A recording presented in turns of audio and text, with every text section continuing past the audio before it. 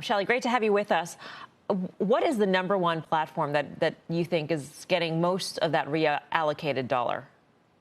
Great to be back. Thanks so much. So we're seeing that, retailers have reduced their marketing budgets in terms of not being with e-commerce. And so more e-dollars are being spent via e-commerce. And it's looking like really the Google ads are doing great.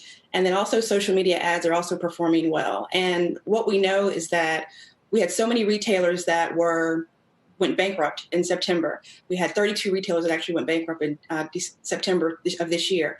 And so what they did was, that definitely affects this complete advertising spend for holiday spending. And so a lot of other retailers just reduce their spend and put it all towards e-commerce. And also mobile is doing very well. And so creating an experience online and on mobile that's responsive to these new consumer buying patterns is going to be crucial for brands at this point as we go through COVID and the holiday season. You mentioned Google ads are doing quite well. What other platforms are the beneficiaries of this reallocated budget?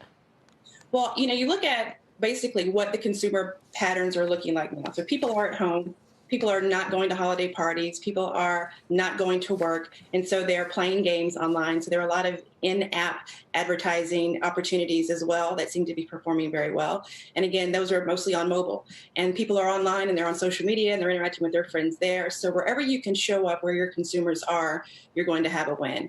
And not to say that traditional advertising is not working. TV is always working. People are sitting at home in their recliners. They can pick up their remote, they can pick up their phone, and you're closer to making a purchasing decision that way as well.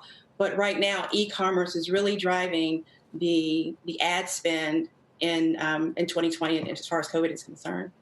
Shelley, what methods or tactics are some of these retailers using to try and just stand out from the clutter? I mean, everything is a stream. You feel like you're inundated. If you've ever given your email address to any retailer, you're buried. So, I mean, is there anything creative that's happening or that they can think about? I think the problem is with Black Friday is it seems to start earlier every single year, right? So this year with Amazon Prime moving their Prime days from July to September, or October, what that did was start the holiday buying season earlier. And like you said, we're getting ads and deals all the time, so it feels like every day is Cyber Monday.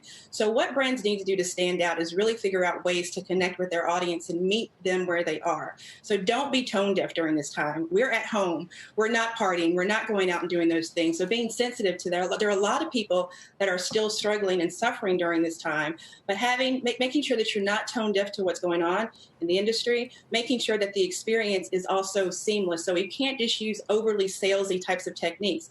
What else can you do to really engender your brand to your customers?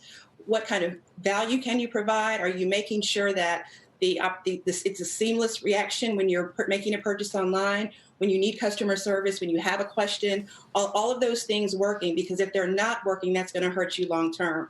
But the overly active sales, just straight salesy types of campaigns are really not going to resonate this year.